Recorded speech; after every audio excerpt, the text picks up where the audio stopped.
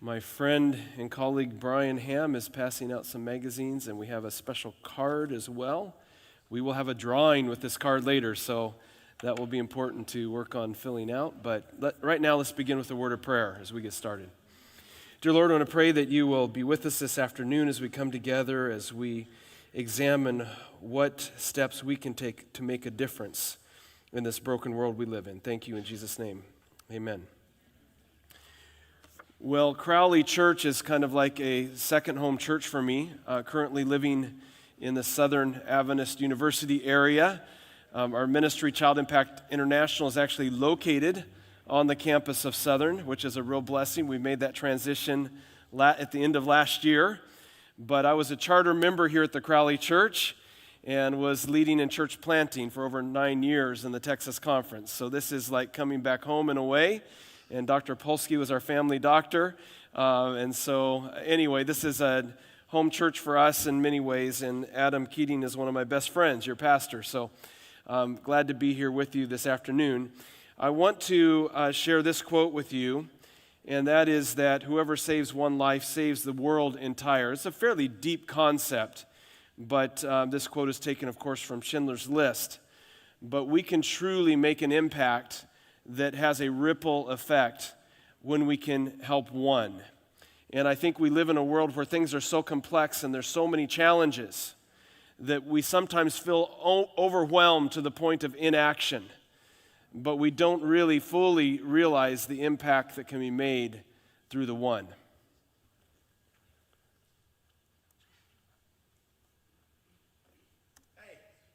Hey, excuse me, listen. Yes, sir? I'm looking for a girl.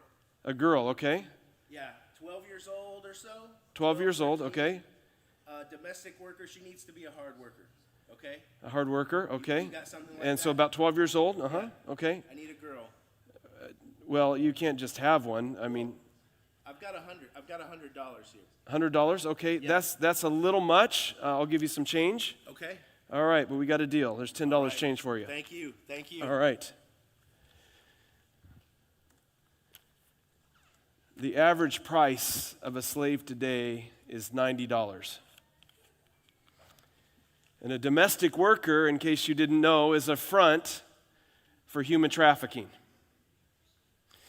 So this verse, I think, is something that we can really take to heart. In Matthew 18, verse 10, Jesus says, "Be careful. Don't think these little children are worth nothing. I tell you that they have angels in heaven who are always with my Father in heaven." Now, I grew up going to a livestock auction in Walla Walla. It was near Walla Walla. In fact, I went out to visit this same auction that I went to growing up. It happened on Wednesdays. They would sell goats and sheep and cows and horses, and we raised dairy goats, and at the time, the going price for a dairy goat was around $50. And so, there's the auctioneer's chant, and I tried to practice it. I'm a total, complete failure in doing the auctioneer's chant. But what fascinated me was the bidding, because people would make very subtle cues that they were making a bid. And I was afraid to scratch my nose or scratch my head because I might have just bought an animal. But goats today at auctions sell for $200. And yet, as I just shared, the price for a human slave in today's world is $90. Almost like a market, almost like an auction. And it's really hard to even comprehend that. But Revelation 18:13 tells us this: the merchants of the earth will sell. And there's a whole list of items that the merchants of the earth will sell. And at the very end of that list, it says they will sell the bodies and souls of men. That is the world that we live in today, where there are more slaves than at any time in Earth's history.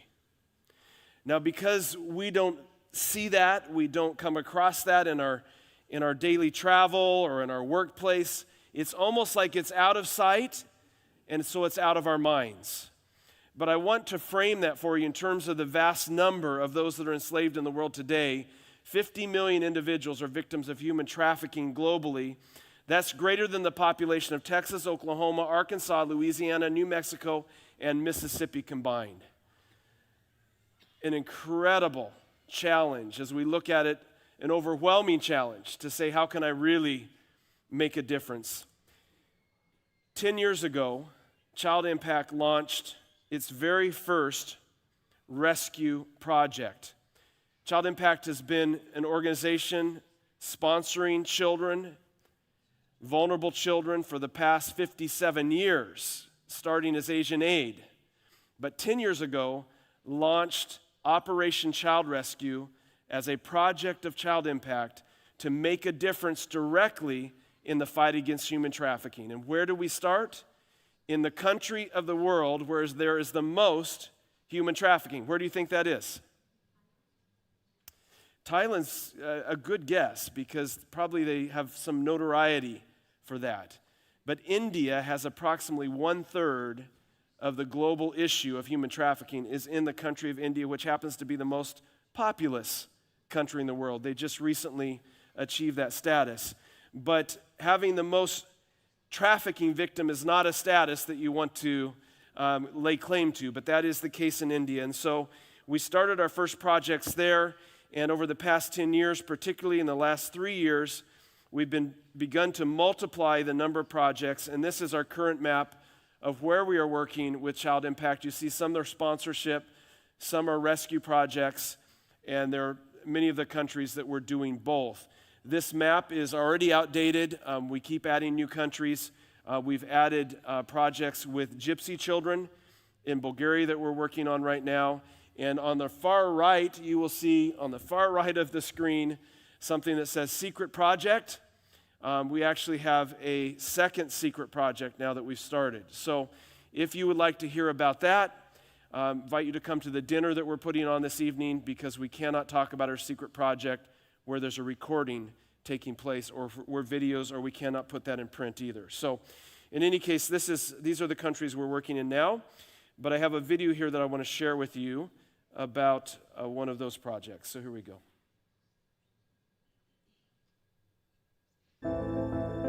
Set free those who are held by the chains without any reason. Untie the ropes that hold people as slaves. Set free those who are crushed.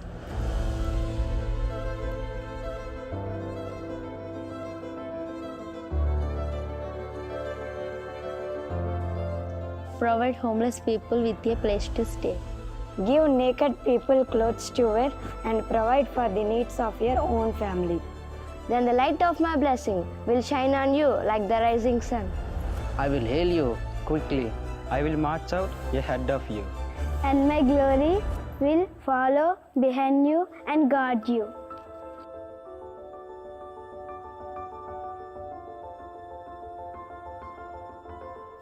So really, I wanted to share that with you for the verse itself, that we need to break every evil chain. And that is what we are attempting to do and to be a part of through Operation Child Rescue, a project of Child Impact. But here's the statistic for India, the number one country in the world for human trafficking. Every 8 minutes, a child goes missing.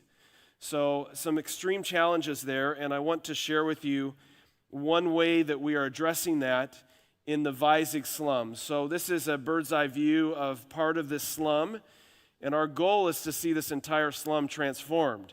So I'm going to share a short video with you, and then I'm going to just kind of reflect on my own experiences.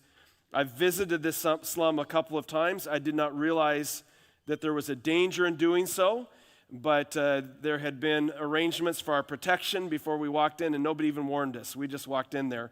And I had grown up hearing about a group of individuals in the caste system that India has. And do you remember the name of the lowest caste? Yeah, they're called untouchables, right? But today, the Dalits is the name that's used.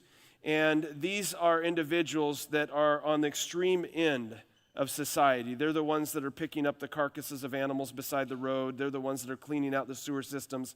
This is where prostitution might be taking place, some of these things. And so I did not realize when I walked into this Vizag slum that I was walking into a community of who would be referred to as the untouchables. So I want you to keep that in mind as you see this video of our experience. This was not in my mind at all. I was just interacting with human beings that God created. And so we didn't have this picture of the Dalits or untouchables in our mind.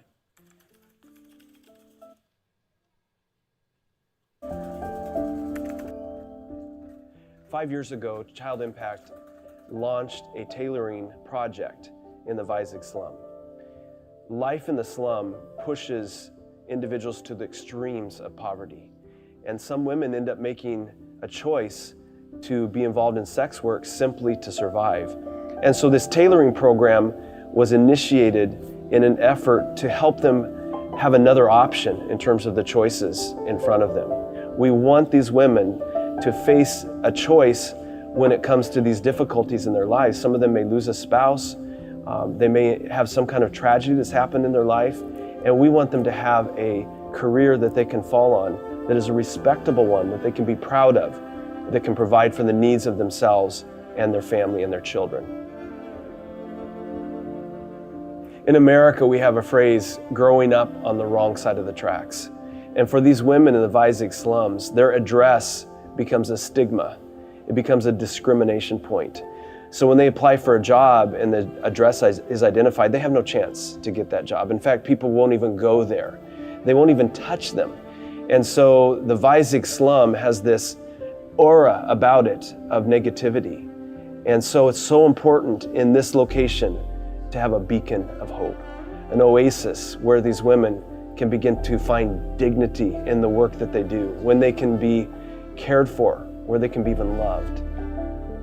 A baby is the most vulnerable in society. For survival, they need care, constant care. And so for this young girl that I got attached to in this very short time we spent together, I got to hold her quite a bit. And I look back and reflect and think, what will her future be? Will she have an opportunity for education? And I believe the answer to that question is yes. Because there's a presence right there in the slum, because this school is there, this preschool, she will have an education, she will have good nutrition, she will have teachers that care about her. And eventually she'll have a sponsor who will help her pursue her education. And so I'm excited that the answer about her future is a positive one, that she will be able to flourish because Child Impact is present in the Vizig slum. As I describe some of our projects in countries where extreme poverty exists, I often hear the question about this prostitution and whether women are choosing that lifestyle. A choice means that there are options. And I've found by visiting with these women that they really don't even know that they have another choice. For them, it's the only option. It's the only path that they know for survival. So these women want to be free of sexual exploitation. This is not something that they would choose for themselves. It's something they feel pushed into simply to survive. And so when they're given an opportunity, when finally they truly have a choice because somebody has stepped in to intervene, they will take hold of that and they will run with it.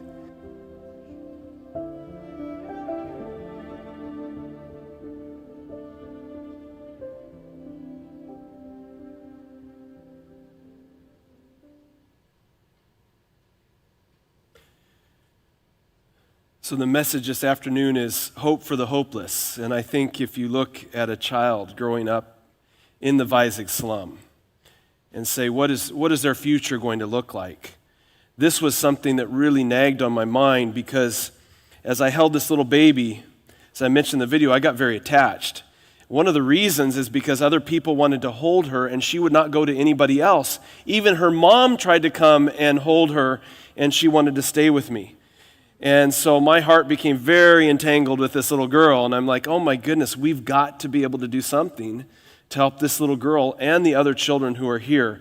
And yet as I reflected, I said, that's really what we're doing. We are here with a preschool. These children can become sponsored to be able to go to the nearby Adventist school.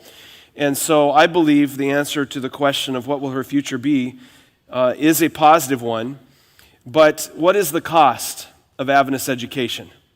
I know as we think about it right now, I have 2 boys at Southern, one at College Dell Academy, and we're adopting 2 girls that also will be receiving an Adventist education. And I can tell you the cost is high. But as we look at an individual in a context where they're pushed to the extreme and they want what's best for their child. This lady with the boy at the end of the video, her face was blurred because her story is one of the most dramatic that I've heard. She is actually prostituting herself in order to pay for Adventist education for her son. Why would she do that? Because she wants her son to have a better future than she's had in her life. So she is making the ultimate sacrifice of giving up of herself in order to do that. She does not want to do this, but she wants her boy to have a chance. And so as I went to visit her, my wife and I went to visit her in her home after we heard this story. She brought me the card that had the payment agreement with the school, and she was checking off each month to show that she was making that obligation. And I told her, you do not have to worry about paying his bill one more day. We will put your son in our sponsorship program.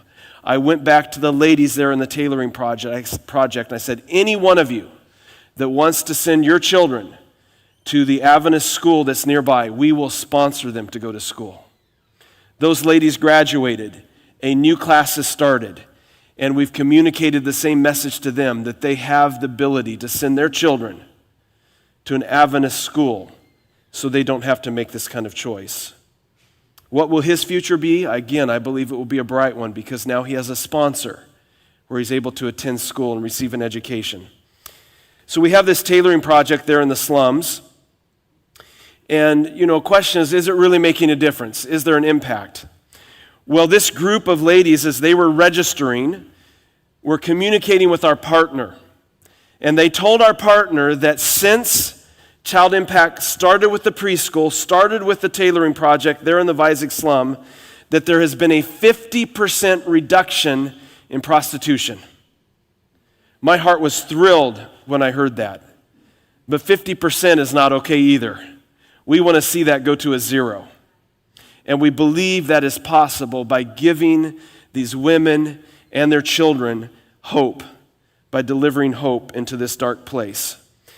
As I visited there on my previous visit, I met a young lady who still lives there in the slum. She lives on that street, a very well-kept little home, but I discovered that she's a nurse.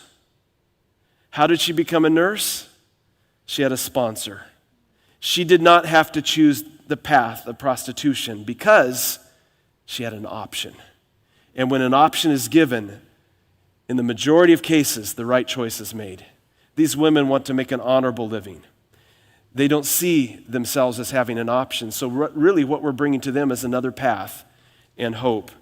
Hope into a hopeless situation. This is a video of the first visit of our... So we landed in Kigoma, Tanzania, we'll say more in the town center. We were immediately approached by a group of children who were begging. We had an opportunity to interact with some of these kids, and it became clear that these kids were really in a dire situation, especially this young girl. We found out that her name was Angel and that she's 12 years old. I have my own children. The youngest is 13 years old, just 1 year older than Angel. And I immediately began thinking about my own family and what it would be like if this were one of my children out there on the streets. They mentioned that they sleep in the train station. I think from our perspective, as foreigners, as Americans, we didn't immediately understand what that meant until we made our way to the train station and saw that the train station is completely open air. There are also a tremendous amount of people around. And these kids go to sleep at the train station every night because they feel that they can sort of blend in. But it became so clear, whether it's exposure to the elements or, again, the tremendous amount of other people who are there, these kids are extremely vulnerable. This is not a safe place for them to be, sleeping in the open in a train station every night. So Angel, being the lone girl in this group of kids, the boys are protecting her. This group of boys, even as young as they are, understand how vulnerable she is. and the fact that it's now their responsibility as children to try and have to protect her from adults who might exploit her.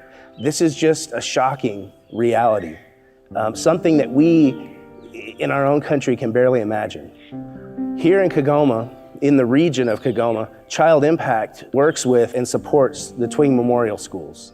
And as we met this group of kids and specifically thought about Angel, we knew that we had to do something. And so the first question that we asked was, can we find a place for her at the school? She shouldn't be out here on the streets. And as I thought about my own family and about what it would mean to me to know that if I weren't there, that there would be someone else to care for my children, I knew that for me personally,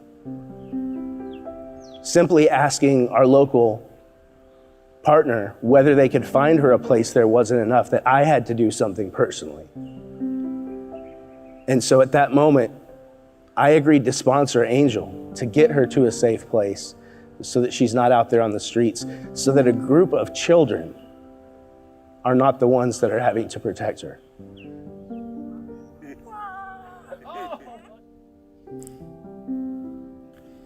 So Brian is here, and he would be very happy to talk with you about that experience, and what a blessing it was to be able to not, sometimes we see need, but to know that actually we can do something about it. And we've heard that Angel is flourishing in school. We're looking forward to seeing her next year at some point. We'll go back over and see how she's doing and share another story and update there. But it was a real blessing to be able to step into that dark place and provide that hope. All right, so here's a statistic that is very troubling about the country of Colombia. 200,000 children in Colombia are abused every year. 35,000 of those are trapped in commercial sexual exploitation. So into this dark place, God opened the door for an opportunity to begin to make a difference. And our partner there created a ministry, in translating in English, is Weaving Dreams. Her name is Delis. And we did not initially realize the impact that this project would have even before the facility that we were building there for this ministry was finished. Initially, Delis was given some challenges and some problems from the local rebels. But as they began to hear about the work that she was doing to protect children, in particular indigenous children, the head rebel made a comment to the others and said, if we are the true revolutionaries that we say that we are, we need to protect this lady rather than cause her problems. So her enemies became her protectors. Not even finished with the project yet. Well then, a Seventh-day Adventist miraculously was assigned as head of police for that region.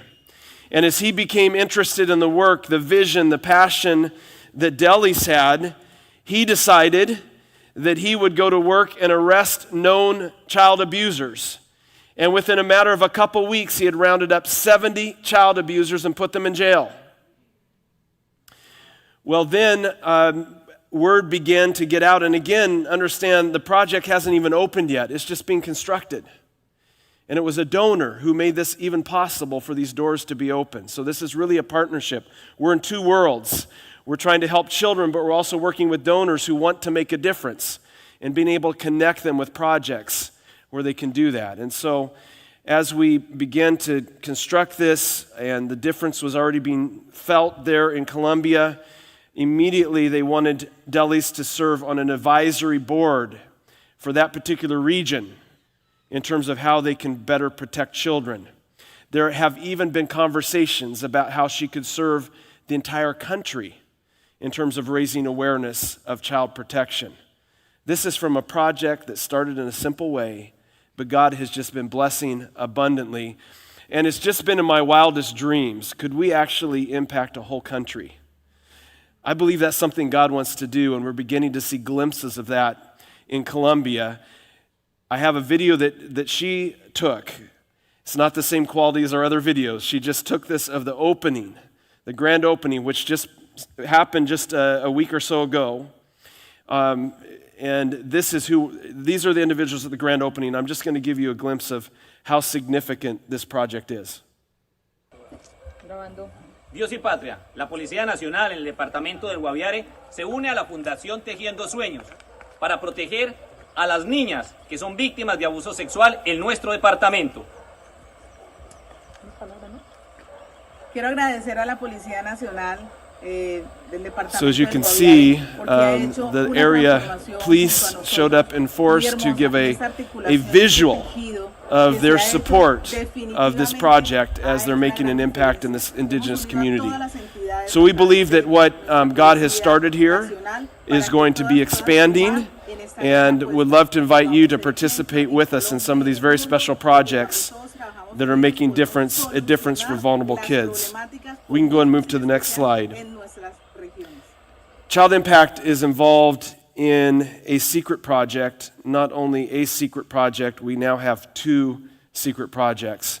And so at the dinner we have tonight, I believe we have some openings. If you've not signed up for that dinner, we are covering that because we'd love to be able to share with you where there's not a video going, where there's no audio recording being done, where there's no magazine being published, about the 2 secret projects.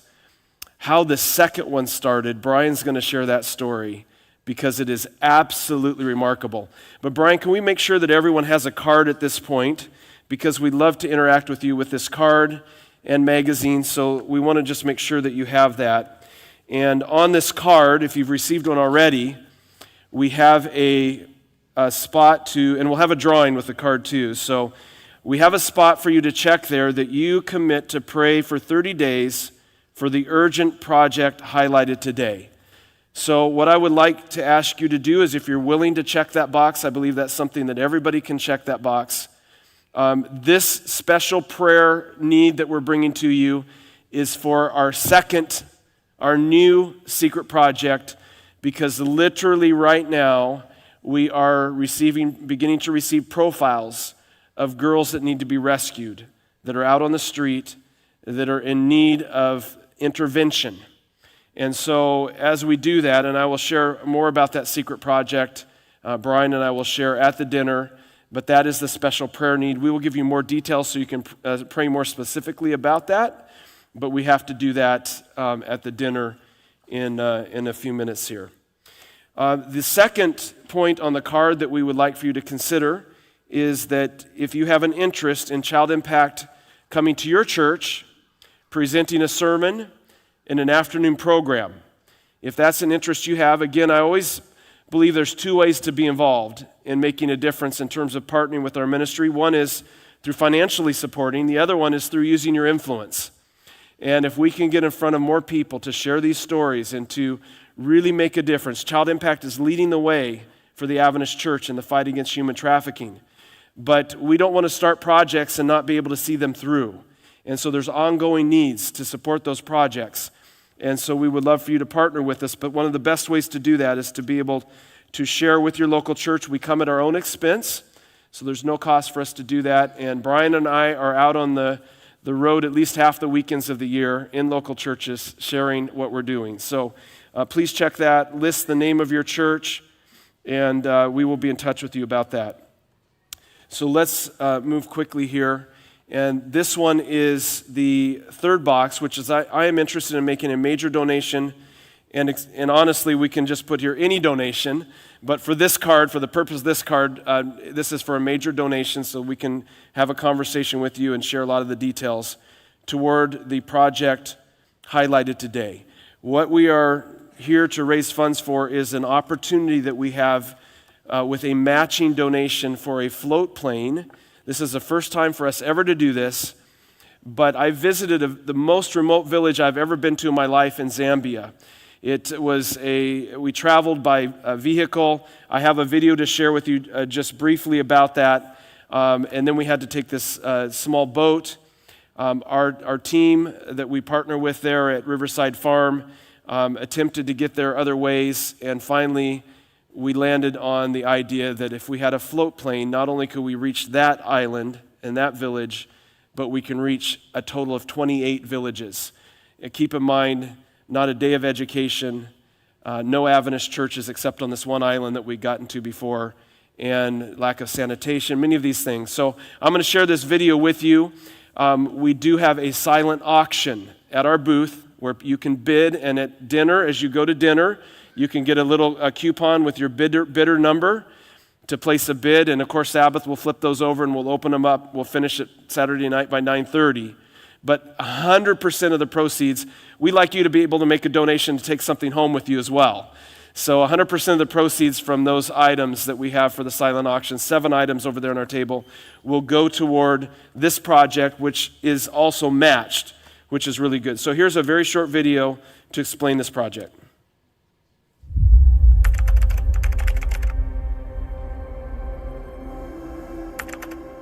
In June of this past year, I traveled to the most remote village I have ever been to. This village is located in what is called the Kafue River Flats in Zambia. To reach this site, we traveled by land cruiser and ended up at what looked like a large mud puddle where we were boarded on a small boat. After a couple of hours, we merged into a large river basin and docked at a small island. The population of this island is around 600 people, with half being children. There are 2 public buildings, an Adventist church and a bar. Those living on the island survive by catching and drying small fish. There was no proper sanitation, and the children had not attended school one day in their lives. From the moment we set foot on the island, I knew that Child Impact needed to get involved. Little did I realize that there are around 30 other similar islands dotted along the river basin. Together with our partner at Riverside Farm, we began to vision how we could reach these islands with education, medical assistance, and the gospel. The logistics of traveling by a 4-wheel vehicle and motorboat was not feasible. I'd like for Jason to share what happened next. The staff at Riverside first attempted to reach the island by speedboat to see if this was even an option. But after all day on the water, the team was making little progress due to the winding nature of the river. And all of a sudden, it hit us. What about a float plane? All right. An amphibious plane that could go on water and on land. Riverside Farm is located on the Kafue River, and this would allow us to fly directly from Riverside and land on the water right next to these island communities. We could reach most of them within only a 30-minute flight, and all of them within an hour. But I mean, this sounds very interesting, but who is going to fly a float plane? You? I wish I could fly the float plane. Maybe we could get some training for me at Child Impact. But God has provided, and there's already a pilot and his family who've just moved as volunteer missionaries to Riverside. That sounds providential. I think so. I mean, that sounds promising, but isn't a float plane kind of expensive? Float planes are very expensive, as we've learned. There's really no other way to reach these islands, though, other than a float plane. And so to be able to provide them with the education and the support that we need from Riverside, it's really our only option. To buy the plane, to get it registered in Zambia, to transport it down into the country, we think we need to raise about $500,000 for this project. Oh my. Now, this is a major project for Child Impact.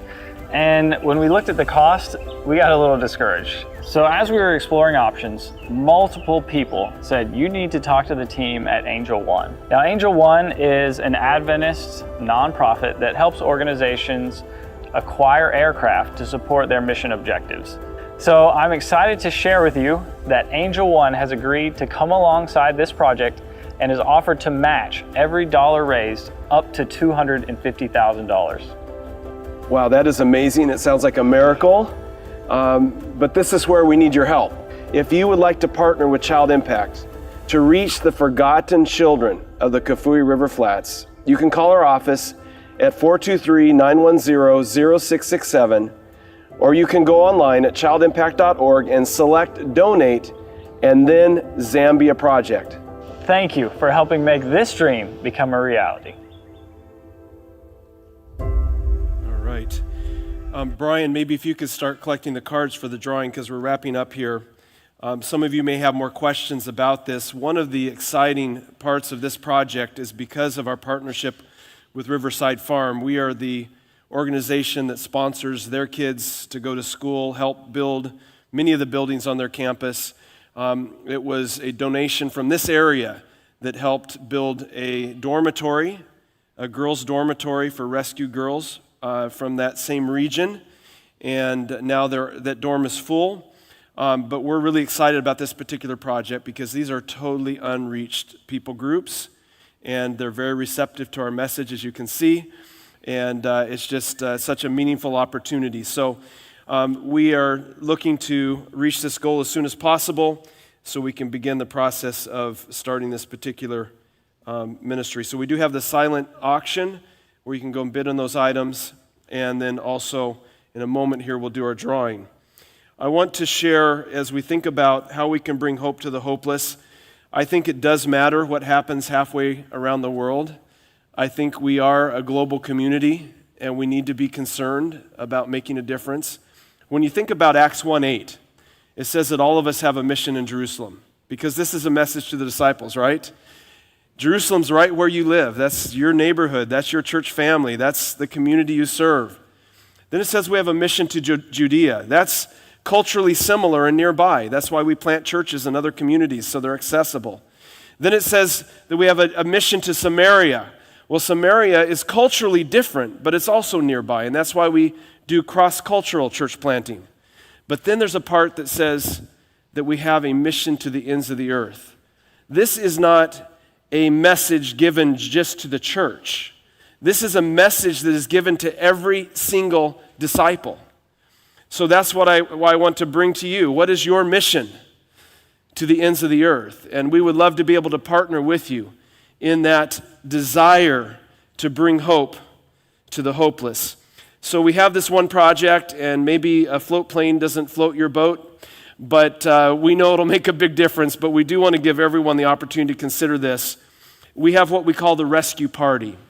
So as I mentioned 10 years ago, we launched Operation Child Rescue. This is focused on the most desperate of situations. This is focused on human trafficking situations, the most vulnerable children. And so we have initiated an opportunity to give monthly to that project, and we've called those individuals as being part of the Rescue Party. So if you want to join the Rescue Party, that means you're giving monthly to our projects that are fighting human trafficking. So that could be for any amount. We have profiles at our table of a nondescript child, and this is a child from the Middle East, and I will share with you more about those secret projects. But the reason these children are nondescript is because some of them we cannot put into our sponsorship program. We cannot share their profiles. And yet these children need somebody to advocate for them. And so the way that we know we can keep these projects going on an ongoing basis is through that monthly support. We love the one-time donations. Those obviously help in a big way, but it's that ongoing support that's so important. So let's go ahead and do the drawing now, Brian, with whatever cards you have. And if you didn't get your card turned in, Brian's walking past. We want to make sure that we get that done. But I'm challenged by this statement. And for those of you that know the story of Hacksaw Ridge, we know it came out as a movie a few years back. Just this powerful statement, as the wounded are all around, it's, please, Lord, help me get one more. And that's really the desire we have, is to mix it all up, huh? Okay. And we'll have another drawing at dinner, by the way. But let's go ahead and, Brian, maybe you can take the gift to Larry Howerton, right there in the back. Yeah, there we go. Larry, congratulations. Raise your hand for me. All right. Yeah, I knew that name right away. We go back a long ways. But I just really want us to think about this concept of not being paralyzed to the point of inaction and seeing such a huge need that we say, we really can't make that much of a difference anyway. Well, I can tell you, when you meet a young girl like Angel, living out on the streets, vulnerable to every kind of exploitation, not having good nutrition. I mean, we talked with her, and Brian, in that video, she's chewing on a piece of candy. Remember, she told us that's all she'd had that day. That was it. They didn't remember only one good meal where some benefactor came along since the beginning of the year, only one good meal where they actually sat down and had a proper meal. And now to be able to say, okay, for Angel, it's just made a world of difference. She's enrolled in the Seventh-day Adventist school, lives in a dormitory, has 3 meals a day, has Christian friends, is learning about Jesus. It totally changed her life. So maybe we can't do everybody all at once, but we can do it one at a time. And that's the approach that we are really taking with this. So we will close now our time together, but we have dinner in a few moments. Brian, I think, is going to head over quickly and have you can walk into our booth there and decide whether you want to participate as a rescue party member. But Brian will register you for a bidding in the silent auction, and you can do that right away. Would really love to be able to reach these children in the Kafui River flats. Our plan is this. Once the float plane is secured, we're going to go one island at a time and finish out one island, and when that one's done, we move to the next island. And we will give them a full package, a holistic approach, an Adventist building that can be used for worship as well as basic literacy training. Then they'll receive also sanitation, proper sanitation, and then housing for teachers. Every island's going to need that package. So we know this is a long-term project for Child Impact, and we're committed to do that with the long term. One aspect we're super excited about is the girls and boys that are graduating from Riverside Farm can become the missionaries that go out to these villages. And those children that begin to excel in the literacy school and are doing extremely well and show great academic promise, some of those children can then go and become boarding students at Riverside Farm to receive a full education. So we just see so many synergies with this project that we're excited about. But let's close right now for a word of prayer, and thank you for being here this afternoon. Dear Lord, we do want to bring hope to the hopeless, and I just know that that is a burden that you want to place on each of our hearts to really partner with you and understand what difference have you called us to make personally to the ends of the earth. Lord, we recognize that despite the challenges of living in America, and there are many here that are feeling hopeless as well, that in so many respects we've been blessed. But Lord, when you bless, it's to be a blessing. And so I want to pray that will be how each one of us lives our lives. Thank you for showing us how we should be involved. In Jesus' name, amen.